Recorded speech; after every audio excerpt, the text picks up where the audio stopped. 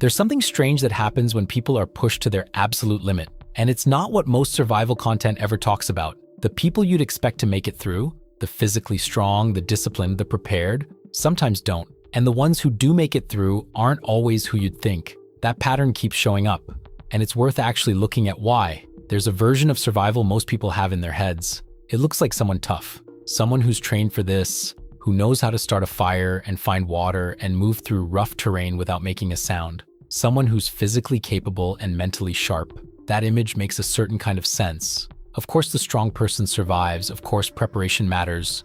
But there are documented cases, real ones, from shipwrecks, from concentration camps, from long wilderness ordeals, where that person didn't make it, where someone physically weaker, less trained, sometimes older or less equipped, outlasted them. And when researchers started looking at why, the answer they kept finding wasn't about strength at all. It was about something harder to measure.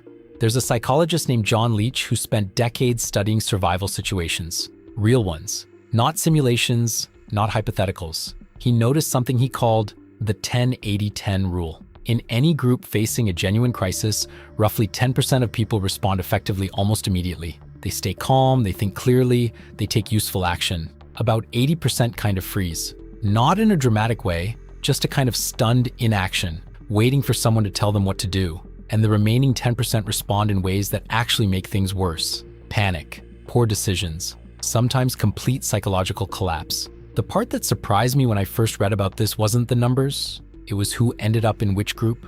Physical fitness didn't predict it. Intelligence didn't predict it. Prior military training didn't predict it consistently. There were veterans in the 10% who fell apart, and there were elderly civilians in the 10% who stayed sharp. What separated them wasn't what they had or what they knew. It was something about how they were oriented internally toward the situation itself. Leech calls it the will to live, but that phrase is a little misleading because it sounds passive, like it's just an instinct you either have or don't. It's more active than that. It's closer to having a reason that's bigger than the discomfort, a direction to aim at, even when everything around you is falling apart.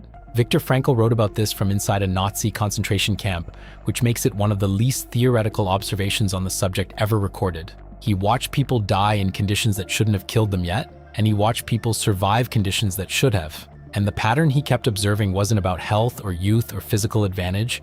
It was about meaning. People who had something to survive for, a specific person, a specific mission, something concrete, held on longer. People who lost that sense of direction deteriorated faster than their bodies explained. Now, I'll be honest, some of the interpretations built around Frankl's work have gotten a little overextended over the years. People use it to make broad claims about mindset and resilience that probably go further than the evidence really supports. But the core observation that psychological orientation toward the future matters enormously under extreme stress, that part is hard to argue with. The mechanism behind it is actually more physical than it sounds. When the brain encounters a threatening situation, it goes through a kind of rapid assessment. Is this survivable? Is there a path forward? If the answer comes back uncertain or negative, not always consciously, sometimes just below awareness, the nervous system can shift into a mode that researchers sometimes call conservation withdrawal. It's almost like the body starts shutting down non-essential systems to preserve what's left. Heart rate drops, motivation collapses, the person becomes passive, sometimes almost apathetic, even in conditions where they could theoretically still act. The problem is that this response can be triggered by perceived hopelessness rather than actual hopelessness. The situation doesn't have to actually be unwinnable. The person just has to feel, at some level, like it is. This is where the strong person sometimes breaks first. Think about what it means to be someone who's always been capable, someone who's trained, who's confident in their ability to handle situations, who's maybe never faced something that genuinely exceeded their capacity. That person enters a real crisis with a model of themselves that the situation might completely contradict. And when the gap between who they think they are and what's actually happening gets too wide, when the skills don't work the way they expected, when the strength isn't enough, when the plan falls apart, that collapse can be sudden and severe. There's a word for this in psychology: ego depletion. Though honestly, the research around that specific concept has gotten messier over the years, and I don't want to overstate it. But the broader idea that self-concept under threat becomes its own kind of load, that does seem real. The person who's never questioned their ability suddenly has to. And they're not practiced at that. The person who's always felt uncertain, who's already made peace with not knowing, who's already built some tolerance for discomfort and ambiguity. Sometimes they're more prepared for the exact experience of things being out of control. Not because they're stronger, because they've already metabolized the feeling of weakness.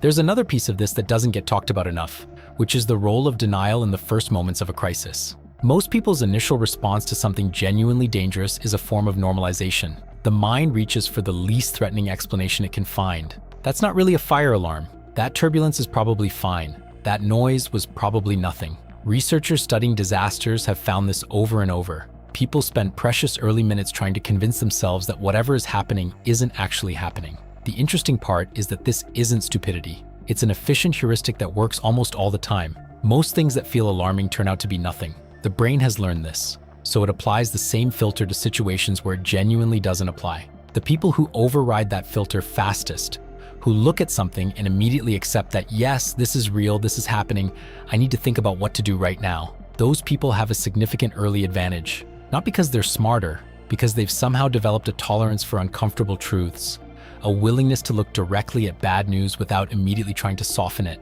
That's a trainable thing, actually. Not by reading about it, by practicing it in smaller, lower stakes situations. Learning to recognize when you're normalizing something because it's genuinely fine versus when you're normalizing it because you don't want it to be real.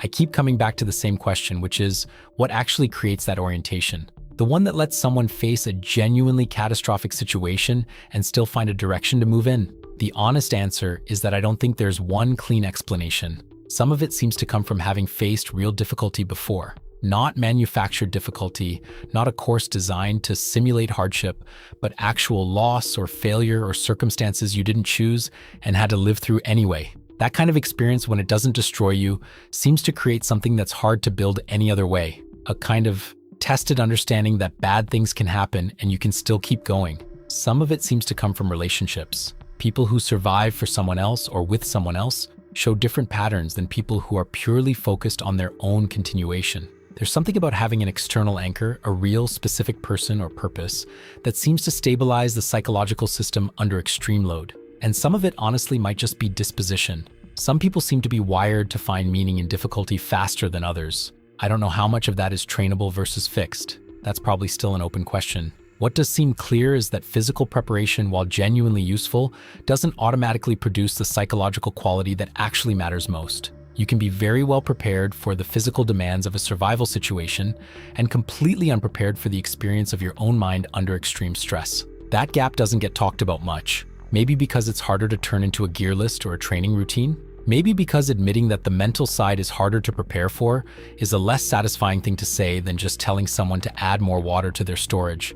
But if you look at the cases, the real ones, the documented ones, the pattern is hard to ignore. The people who made it through weren't always the most capable. They were often the most oriented. They knew at some level what they were surviving for. And that clarity, when everything else was falling apart, turned out to be the thing that held them together. That's worth thinking about before you need it.